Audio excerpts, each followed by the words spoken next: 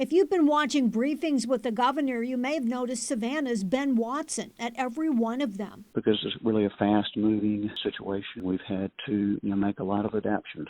The task force has talked about testing and personal hygiene. Now Watson, who is also a physician, has advice about Savannah's biggest event of the year. I have plans to be in the parade, and I don't plan on shaking hands. If I do, I'm going to use a hand sanitizer. He says everyone should be aware. I think they've already talked about not kissing shoulders and things like that. So being proactive like that, I think, is a good thing. Watson says elderly who have health issues like lung problems or even compromised diabetes should avoid large crowds. If you're going to an event like that, then you don't need to take your 75-year-old mother.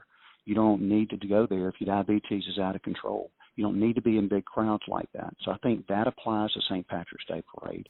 And he says those in general good health who may not always be considered elderly also need to be aware. It is a serious illness, and the older you are, your immune system is not as good. What is old? In the United States, we're telling people 60 years and above.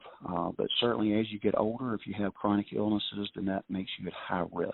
Watson believes the task force has done a good job of keeping people informed and says things are changing quickly. Last week, this time, we had one or two cases. If anything positive can come out of this is that we will appreciate that you need to be using hand sanitizer if you cannot wash your hands with soap and water for 20 seconds under the faucet.